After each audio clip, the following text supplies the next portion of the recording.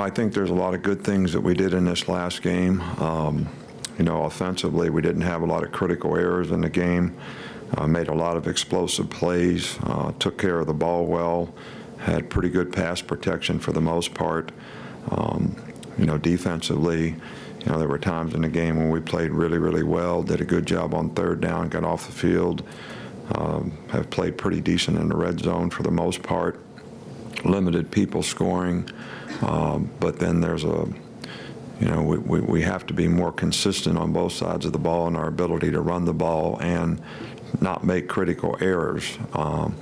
And basically in special teams, when we follow fundamental techniques, we do a pretty good job of executing. And, you know, sometimes when we don't, obviously had too many penalties in that part of the game, and there's the fundamental execution can improve relative to consistency. So, you know, we really need to have the mindset of making improvement as a team, and I'm hopeful that people can learn from what they did well and build on it, and they can make corrections to the things that we need to do better, whether it's discipline, eye control, playing your responsibility, not making a mental error, playing with good fundamental technique, take the information and be able to grow from it and get better so that we can continually improve as a team. As I said after the game, you know, we're just having walkthrough today. We're not really having practice. A very short walkthrough for corrections and stretch and stride.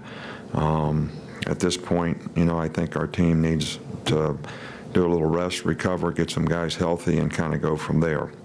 You know, Louisiana, Billy Napier, who we're very familiar with, is trying to build a program there. I think they've done some really good things there, you know, this season. I know they're 1-2 record-wise, and but they have a good quarterback. They've got a lot of good offensive schemes. They present a lot of problems for you defensively in terms of adjustment. Pretty good at throwing the ball down the field, so a lot of screens and a lot of short stuff that, you know, kind of RPOs that go with their, you know, running game. They've got some pretty decent skill guys that have done a good job at wide receiver. Their defense has been, you know, very disruptive, do a lot of movements and stunning and things like that have created a lot of negative plays. So this is something that we need to improve on, being able to block. So this is something that, you know, we need to definitely do a better job of, and it was something that we had some issue with last week. So, you know, important week for us, you know, to get better. You got the players of the week, but for, you know, Tua and Isaiah Buggs to be SEC players of the week is, you know, really good. So we're very pleased for both of them to get recognized. Coach, we'll start over here on the right with Ben. How much defensive substitution or rotation were you able to do on Saturday? And is that one thing that you'd like to kind of see improved? Well, we had, you know, tried to call timeout because we had 12 guys on the field once, so I definitely like to not have those kind of penalties. We've had a couple of those on special teams this year too, which to me goes right back to the attention to detail stuff that you always, you know, try to focus on and get right. But you know, we really got better football players than to be making those kind of mistakes in a game. But you know, we didn't play as many players as we'd like. But you know, Texas A&M kept playing and trying to score at the end of the game, and we got to play some players in the front, but didn't make a lot of substitutions in the back end because they were really going 2 minutes the whole fourth quarter. So it was, and you know, another score in a game, and you know, they're right back in the game. Coach, in the middle, Michael.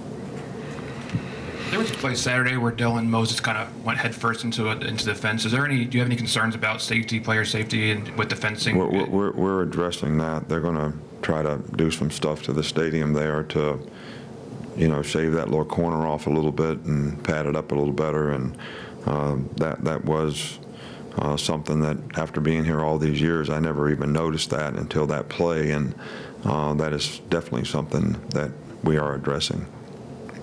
Here with Charlie. What stood out to you about Billy Napier during his time here, and did you think that he can make a good head coach one day? Yeah, I think Billy is a very bright guy and very good football coach, works hard. and I think he'll make a really good head coach. And I think he did a great job here for us, and I think they were very productive offensively at Arizona State when he became the coordinator there. And I know they present a lot of challenges for you relative to what he's doing on offense there, and I'm sure he's got his hand in that because that's his expertise. So, but their team is playing with a lot of toughness. They're playing hard, and you can see that, you know, he's building some of the right intangibles in the program, which is always, to me, a critical factor in what you need to do to be a head coach. In the back of Cecil. Coach, just to follow up to substitutions on the back end, Dylan and Mac were both in the game late, as you pointed out. How are the younger guys behind them progressing? Well, I think we're making progress, you know, in those areas, and those guys are making improvements. So we just got to, it's a work in progress. They don't have a lot of experience. They don't have a lot of knowledge. We've been able to get them some experience in some of the games, and fortunately, unfortunately, I wish we could have got them a little bit more playing time in this last game, but it didn't work out that way. Come back up here with Mark. All right. Just what does Isaiah Buggs bring to this defense with his energy? Well, he really played well in this last game, and I think this last game sort of showed what he's capable of. We'd like to see him do that on a consistent basis, and you know, this was by far his best game, the last game, and I think he's, you know, healthy, and hopefully we'll be able to build on that, and he'll continue to have that kind of performance and production in the future. A couple more here. Taryn. When it does come to fixing those penalties, how do you go about that in practice and cleaning it up?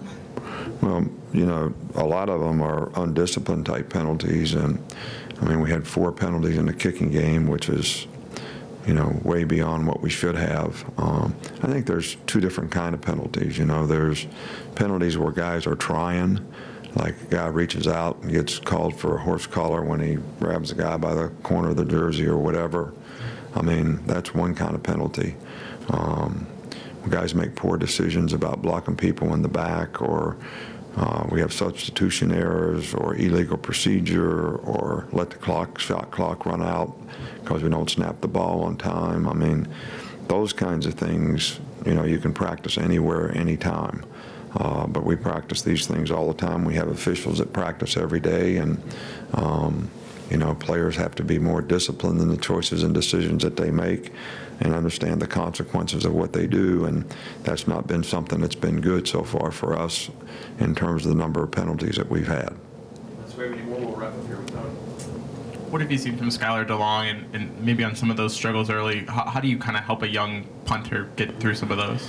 Well, you know, the thing about Skylar is, you know, he's been a lot better in practice and done a good job in practice, and actually had a really good week of practice last week. So, you know, we know he's capable. I just think that maybe his confidence in the game is not what he needs it to be right now, and I think we need to support him and try to help him develop the consistency in game situations that will allow him to have more success, and we certainly need for him to do that. Coach, we did have one more, and we'll finish up with Chris Walsh. What does Hale Henkes mean to this team? Well, Hale's a great leader on the team. I think he's the epitome of all the intangibles that you look for in a player. He plays with a lot of toughness, a lot of effort, very smart, works hard every day, sets a good example for everybody else on the team, and it's really good to see him having, you know, some production, scoring a couple touchdowns, catching a few passes, because he's one of those guys that does a lot of dirty work when it comes to the blocking part of it, and I always like to see a guy like that, you know, score and get some positive self-gratification for doing something that you all recognize, although we appreciate him for all the other stuff he does too. Okay, Coach. Thank you. All right, thank you.